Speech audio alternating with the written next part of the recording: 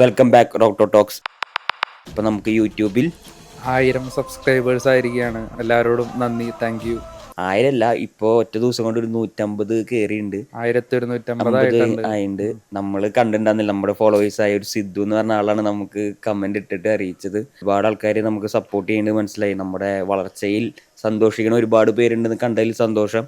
അപ്പോൾ ഇന്നലെ നമ്മൾ ചലഞ്ച് നടത്തിയിട്ടുണ്ടായിരുന്നു ഒരു 150 ലൈക്ക്, പക്ഷെ അത് എത്തിയിട്ടില്ല. പക്ഷെ എന്നാലും 120 അടുത്തൊക്കെ എത്തിയിട്ടുണ്ട്. അപ്പോൾ അതിനും താങ്ക്സ്. അപ്പോൾ എങ്ങനെ ഉണ്ടായിരുന്നു അരുണേ ചെന്നൈ? അപ്പോൾ നീ പറഞ്ഞ പോലെ മറ്റേ പ്രൊഡിക്ഷനും പറഞ്ഞ പോലെ അവസാനം തന്നെ ആയിരിക്കും അല്ലേ ഈ സീസണിൽ?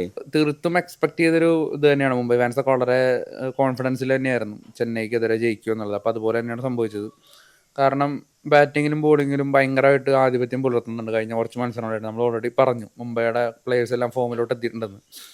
രോഹിത് ശർമ്മ വരെ ഫോമിലോട്ട് എത്തി. കാരണം കഴിഞ്ഞ കുറേ മത്സരങ്ങളായിട്ട് രോഹിത് ശർമ്മ ഫോമിലല്ല. അപ്പോൾ അദ്ദേഹം പോലും ഒരു 50 അടിച്ചെന്നല്ല അദ്ദേഹമായിരുന്നു പ്ലെയർ ഓഫ് ദ മാച്ച്. അപ്പോൾ അദ്ദേഹം തൻ്റെ സീസണിലെ അല്ലെങ്കിൽ എൻ്റെ IPL ഹിസ്റ്ററിയിലെ 20ാമത്തെ പ്ലെയർ ഓഫ് ദ മാച്ച് പുരസ്കാരം നേടി. അപ്പോൾ എന്തുകൊണ്ടും മുംബൈ ഇന്ത്യൻസ് ആരാധകർ വളരെ ഹാപ്പി ആയിട്ടുള്ളൊരു ദിവസം തന്നെയായിരിക്കും. കാരണം ചെന്നൈക്കെതിരെ തന്നെ രോഹിത് ശർമ്മ തിരിച്ചു വരുന്നു. മത്സരത്തിലോട്ട് വരുമ്പോൾ ടോസ് മുംബൈക്കാണ് കിട്ടിയത്. മുംബൈ ബോളിംഗ് എറിഞ്ഞെടുക്കുകയായിരുന്നു. ആദ്യ ഓവറുകളിൽ ചഹറായാലും അതുപോലെ തന്നെ ബോൾട്ടായാലും വളരെ മികച്ച രീതിയിൽ, നമുക്കറിയാം ചഹറൊക്കെ പവർ പ്ലേക്ക് വേണ്ടിയിട്ട് ഉണ്ടായൊരു ബോളറാണെന്ന് പറയാം. ചെന്നൈയിൽ അങ്ങനെ പവർ പ്ലേയിൽ ഷൈൻ ചെയ്ത ബോളറാണ്. അതേ പെർഫോമൻസ് തന്നെ അദ്ദേഹം മുംബൈയിൽ പുറത്തെടുക്കുകയാണ്. അതുപോലെ ബോൾട്ടും എനിക്ക് തോന്നുന്നു രച്ചിൻ രവീന്ദ്ര ആയാലും അതുപോലെ തന്നെ ഷൈഖ് റഷീദ് ആയാലും അവർക്ക് രണ്ടുപേർക്കും ഒരു ബൗണ്ടറി സ്കോർ ചെയ്യാൻ പോലും പറ്റാത്ത രീതിയിൽ ഭയങ്കര കൃത്യമായ ബോളിംഗ് തന്നെയായിരുന്നു.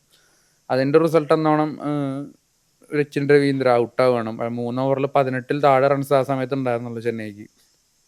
പിന്നീട് ഡെബ്യൂട്ടൻ്റ് ആയുഷ് മെഹ്റ എന്ന് പറയുന്ന പ്ലെയർ, അദ്ദേഹം ഋതുരാജ് ഗെയ്ക്വാദിന് പകരം ചെന്നൈയിലോട്ട് എത്തിയ പ്ലെയറാണ്. 17 വയസ്സുള്ള മാത്രം ഉള്ള ഒരു പ്ലെയറാണ്. അദ്ദേഹം ആദ്യമായിട്ടാണ് IPL കളിക്കുന്നത്. അപ്പോൾ നമ്മൾ ഇന്നലെ സൂര്യവംശിയുടെ ഒരു IPL ഡെബ്യൂട്ടിലെ ഒരു ഇന്നിങ്സ് കണ്ടു. അപ്പോൾ അതിന് സമാനമായിട്ട് 17 ബോളിൽ നിന്ന് 30 മുകളിൽ റൺസ്, വളരെ ക്വിക്കായിട്ടുള്ളൊരു ഇന്നിങ്സ്. ആ ഒരു പവർ പ്ലേ മുതലെടുത്തുകൊണ്ട് ചെന്നൈക്ക് ഏകദേശം 6 ഓവർ 48 മുകളിൽ റൺസ് ആ സമയത്ത് വരികയാണ്. അത് ആയുഷ് മെഹ്റയുടെ ആ ഒരു ഇന്നിങ്സ് കാരണമാണ്. പിന്നീട് അദ്ദേഹം പുറത്താവുന്നു. അതുപോലെ തന്നെ ഷൈഖ് റഷീദും പുറത്താവുന്നു. പിന്നീട് ജഡേജയാണ് വരുന്നത്. അതുപോലെ ജഡേജ, ദൂബെ, സംഖ്യ, അവർ ആ ഒരു മിഡിൽ ഓർഡേഴ്സിൽ ചെന്നൈക്ക് ഒരു പാർട്ട്ണർഷിപ്പ് ബിൽഡ് ചെയ്തിട്ടുണ്ട്. അവർ സ്കോർ ചെയ്തിട്ടുണ്ട്. എന്നാൽ പോലും ഒരു വലിയ റൺ റേറ്റിലോട്ട്, അതൊരു 8 മുകളിൽ അല്ലെങ്കിൽ 8 തന്നെ ഇങ്ങനെ തളച്ച് കിടക്കുന്ന റൺ റേറ്റ് ആയിരുന്നു. ഒരു ഘട്ടത്തിൽ 10 ഓവറിൽ 70 റൺസ് എന്ന രീതിയിലായിരുന്നു ചെന്നൈയുടെ സ്കോർ. പിന്നീട് അടുത്ത 9 ഓവറിലാണ് 110 റൺസ് വന്നത്. അപ്പോൾ അത് നല്ലൊരു ആക്സലറേഷൻ അവിടെ ഉണ്ടായിരുന്നു. എന്നാൽ പോലും മുംബൈയെ പോലെ ശക്തമായൊരു ബാറ്റിംഗ് നിരയുടെ മുന്നിലേക്ക് ഈ ഒരു സ്കോർ വെച്ച് കൊടുത്തു കഴിഞ്ഞാൽ അവർ തീർച്ചയായിട്ടും അത് അടിച്ചെടുക്കും. അതിനെയാണ് ഇന്നലെ കണ്ടത്. പിന്നെ ചെന്നൈയുടെ ബാറ്റിങ്ങിൽ ഒരുപാട് പോരായ്മകളുണ്ടായിരുന്നു. ഇന്നലെ വലിയ ഹിറ്റുകൾക്കൊന്നും പറ്റിയിട്ടില്ല. സാൻഡർ ആയാലും ബുംറ ആയാലും അതുപോലെ ഹാർദിക് പാണ്ഡ്യ ഇവരെക്കാളും മികച്ച രീതിയിൽ വന്നെറിഞ്ഞു. അശ്വിനി കുമാർ, അദ്ദേഹത്തിനെതിരെ മാത്രമാണ് അദ്ദേഹം സ്കോർ ചെയ്യാൻ പറ്റിയത്. അദ്ദേഹം 2 ഓവറിൽ 40 റൺസിന് മുകളിൽ വഴങ്ങുണ്ടായി. എനിവേ 176, അത് മുംബൈയെ സംബന്ധിച്ചിടത്തോളം ഒരു കേക്ക് വാക്കാണ്. കാരണം അവരുടെ ബാറ്റിംഗ് സ്ട്രെങ്ത് നമുക്കറിയാം. പക്ഷെ ഇത്രത്തോളം കേക്ക് വാക്കാവെന്ന് വിചാരിച്ചില്ല. കാരണം 15 ഓവറിൽ തീർത്തു കളി. അതും 9 വിക്കറ്റിൻ്റെ ആധികാരികമായൊരു ജയം. രോഹിത് ശർമ്മ തുടക്കം തന്നെ അറ്റാക്ക് ചെയ്ത് തുടങ്ങുന്നു. അപ്പോൾ റിക്കൾട്ടനും നല്ല സപ്പോർട്ടായിരുന്നു. ഇടയ്ക്ക് റിക്കൾട്ടൻ്റെ വിക്കറ്റ് പോയത് ഒഴിച്ച് കഴിഞ്ഞാൽ വേറെ ഒരു ഘട്ടത്തിലും ഇപ്പോൾ സൂര്യകുമാർ യാദവ് ഒക്കെ സ്പിന്നേഴ്സിനെതിരെ അദ്ദേഹത്തിൻ്റെ ഒരു കംപ്ലീറ്റ് ഡൊമിനൻസ് ആണെന്നല്ല പുറത്തെടുത്തത്. അപ്പോൾ സ്പിന്നേഴ്സിനെതിരെ അദ്ദേഹത്തിൻ്റെ ഏറ്റവും വലിയൊരു ആയുധമാണ് പാഡിൽ സ്വീപ്പ് ഷോട്ട് എന്ന് പറയുന്നത്. അപ്പോൾ അതൊക്കെ നല്ല രീതിക്ക് കളിച്ച് ഈസിലി ഒരു ഘട്ടത്തിൽ പോലും ചെന്നൈ പിന്നീട് മത്സരത്തിലോട്ട് തിരിച്ചു വരും എന്ന് നമുക്കൊരു തോന്നലുണ്ടായില്ല. അപ്പോൾ ഈ ഒരു ആധികാരിക വിജയം തന്നെയാണ് ഞാൻ എക്സ്പെക്ട് ചെയ്തത്. കാരണം നമുക്കറിയാം മുംബൈയുടെ ആ ഒരു ഫോമിലോട്ട് എത്തിക്കഴിഞ്ഞാൽ അവർ എത്രയും മൃഗീയമായിട്ടായിരിക്കും എതിരാളികൾക്കെതിരെ അവർ വിജയിക്കുക.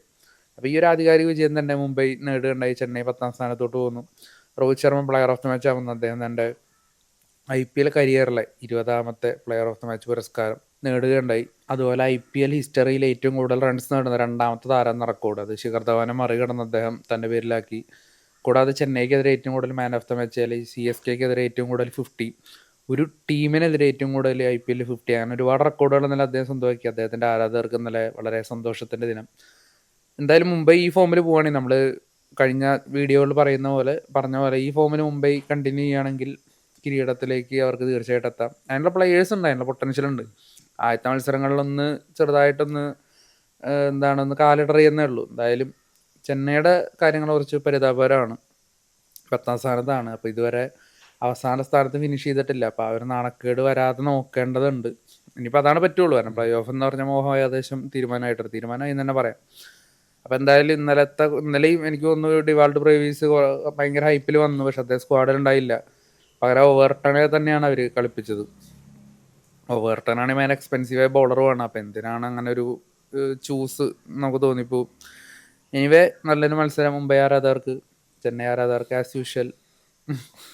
അപ്പോൾ തലേന്ന് ധോണി ഇനി തിരിച്ചു വരില്ല എന്നാണ് നമ്മുടെ പറയണല്ലേ. തലയുടെ ടീമിന് ഈ സീസൺ ഇനി തിരിച്ചറിവ് സാധ്യമല്ല. നമുക്ക് ഇനി പ്രതീക്ഷയോടെ പറയാൻ പറ്റുമെന്ന് തോന്നുന്നു. ഒന്നുകൂടി തലയും പിള്ളേർ തിരിച്ചു വരും എന്ന് തന്നെ പ്രതീക്ഷിക്കാം. അപ്പോൾ എന്തായാലും നമ്മുടെ വീഡിയോനെ പറ്റിയുള്ള എന്തെങ്കിലും അഭിപ്രായങ്ങളൊക്കെ ഉണ്ടെങ്കിൽ കമൻറ്റ് ചെയ്യുക, രേഖപ്പെടുത്തുക, സപ്പോർട്ട് ചെയ്യുക.